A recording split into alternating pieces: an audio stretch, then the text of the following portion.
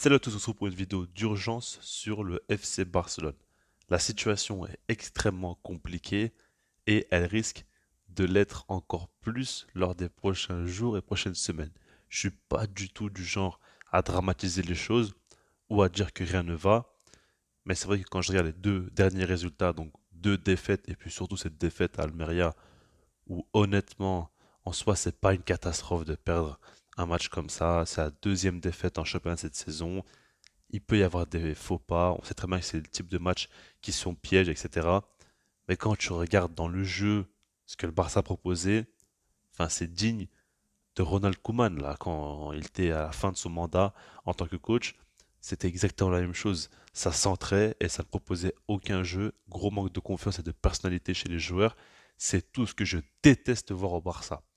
Moi, je suis pas quelqu'un qui regarde que les résultats, même si ben, dans un club comme ça, bien sûr qu'il en faut, mais il faut un minimum pouvoir s'appuyer sur quelque chose. Le jeu ou quoi, et quand il n'y a plus rien, il n'y a plus de mentalité, il n'y a plus de motivation, il n'y a plus de jeu, il n'y a plus de résultats, ça devient vite une catastrophe et on sait comment ça se passe au Barça. Le problème, c'est qu'il y a un nouveau gros blessé. Ça me fait rire, hein, mais c'est nerveux tout simplement parce que là, je ne sais pas comment le Barça va faire. Alors, Robert Lewandowski s'est donc blessé et sera absent pendant 2 semaines. C'est ce qu'on dit pour l'instant, on verra comment ça va évoluer, mais c'est la tendance actuelle.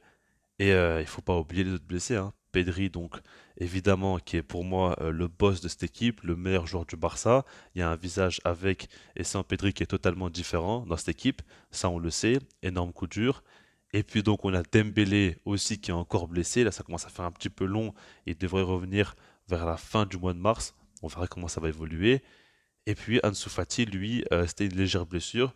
Je ne sais pas s'il sera apte ou non pour jouer le Classico dès ce jeudi. Et puis, Gavi, lui, sera suspendu pour le prochain match de Liga face à Valence. Donc justement, je parle un petit peu des matchs, mais c'est intéressant d'en parler parce qu'aujourd'hui, il y a pas mal d'absents, il y a un manque de confiance et des résultats qui ne sont pas forcément positifs. Et en plus de ça, on arrive dans le moment charnière de la saison. Il y a déjà eu l'élimination en Europa League, mais le Barça peut tout perdre durant ce mois. En fait, il y a donc le match pour commencer face au Real Madrid à l'extérieur pour la demi-finale aller de la Coupe du Roi. Déjà, ça va commencer très fort. Mais juste après, il y a le match face à Valence à domicile en Liga qui sera certainement pas simple. Le Barça va donner quand même beaucoup d'énergie lors du Classico. Ensuite, match piège encore une fois donc face à Bilbao à l'extérieur avec Ernesto Valverde qui va tout faire pour prendre le maximum de points face au Barça. Ensuite, Classico encore une fois cette fois-ci au Camp Nou, mais c'est pour un match de Liga. Ça va pas du tout être facile encore une fois. Et puis donc Elche à l'extérieur, c'est le type de match piège, mais normalement le Barça doit quand même gagner ce match-là. Et puis encore une fois un classico, c'est donc le match retour pour la demi-finale de la Coupe du Roi. C'est terrifiant. Tout simplement, il y aura 3 matchs face au Real Madrid qui vont arriver très vite, en seulement un mois, tout simplement. Et puis, ce qu'il faut se dire, c'est que c'est un gros enchaînement. Ça arrive dans une période où, comme je vous l'ai dit, la confiance n'est plus forcément présente, les résultats non plus. Le jeu est un petit peu remis en question parce que tu te rends compte que quand il te manque des gars comme Pedri ou Dembélé, peut-être que le système perd beaucoup de sens et que Xavi doit mettre autre chose en place. Et c'est là où j'ai envie de lui faire un peu des reproches parce que je pense que Xavi, ce qui va pas, c'est que sa gestion n'est pas forcément très bonne, déjà par rapport au fait qu'il ne fait pas toujours tourner au bon moment. Je parle même pas du match face à Almeria, mais généralement, je pense qu'il y a des joueurs comme Pedri et Gavi qui n'ont jamais vraiment été reposés et que du coup, tu en payes les conséquences. Dembélé aussi a énormément joué et pendant un long moment, tu as mis au placard des gars comme Ferran Torres et comme Rafinha. Aujourd'hui, on a absolument besoin d'eux et on se rend compte que ouais, il y a un gros manque de confiance, mais c'est logique. C'est le fruit du fait que Xavi n'a pas forcément prévu ça à l'avance. Et puis par rapport à Xavi, bah je sais pas vraiment s'il a beaucoup de plan B quoi. Souvent il a un truc en tête, il reste là-dessus. Alors oui, le 3-2-2-3 marche extrêmement bien, mais comme je lui ai dit, sans par exemple Pedri ou Dembélé, tout devient beaucoup plus compliqué et tu te demandes si vraiment c'est si cohérent de ça de continuer là-dessus. Je ne dis pas qu'il faut forcément changer de système, mais en tout cas, il doit au moins y avoir des adaptations et j'ai pas l'impression que c'est le cas. En fait, on a l'impression que ce soit Dembélé ou Rafinha qui jouent au poste d'ailier droit, c'est exactement la même chose qui se passe.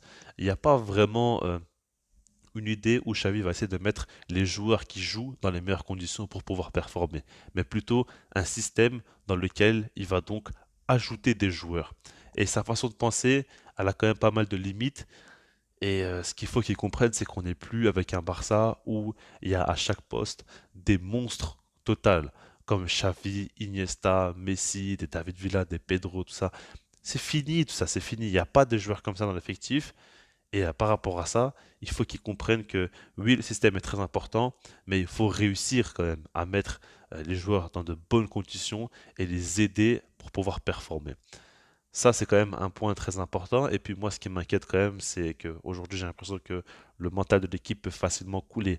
Parce que là, si tu perds face au Real Madrid lors du match aller, c'est pas non plus la fin du monde, quoi. Ça dépend de la défaite, comment tu perds, etc. Mais ça va faire une troisième défaite de suite. Ça fait quand même très mal au moral. Il faudra se relever et très vite parce qu'après, il y a la Liga qui va arriver et tu devras enchaîner. Certes, il y a encore 7 points d'avance. C'est 2 victoires et un match nul d'avance pour le Barça.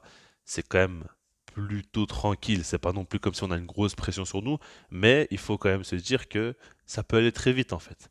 Et quand tu es dans une dynamique aussi négative, tu peux facilement perdre des matchs encore, et par rapport à ça, il faut le prendre en compte.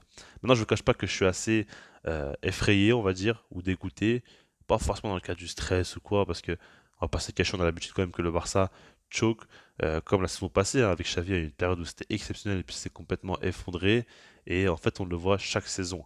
Il y a toujours un moment dans l'année où le Barça joue très bien, où on a beaucoup d'espoir et on s'enflamme, et puis ça commence à redescendre. Généralement, c'est quand même pas mal de fois où il y a des blessures, comme là encore une fois, enfin, il faut se le dire, hein, tu perds Dembélé, Pedri, Lewandowski, Ansu Fati, c'est trop de joueurs en fait, c'est trop, c'est exagéré. Nous au Barça, quand il y a des blessés, c'est pas un ou deux, non, c'est 4, 5, 6, ça va directement très vite et c'est les joueurs les plus importants de l'effectif et de notre système. Donc ça fait vraiment chier, honnêtement, il n'y a pas d'autre terme que ça fait chier. Et par rapport à ça, je me dis que le Barça peut tout perdre. Je suis pas forcément dans l'optique de me dire que c'est fini, il n'y a aucun espoir. Je pense que le Classico qui va arriver, on va faire une vidéo avant match, normalement dès demain, elle sortira. J'ai du mal vraiment à y croire pour le Classico aller, en tout cas en Coupe du Roi. Mais pour le reste, je pense que le Barça peut essayer de faire quelque chose. On verra, on va plus s'intéresser sur le jeu, on va voir par rapport au compo, etc. Mais ce qui est sûr, c'est que ça va pas être facile et il va falloir montrer tout simplement un mental de guerrier pour pouvoir gagner les matchs qui vont arriver. Je vous laisse là-dessus, puis sinon moi je vous dis peace.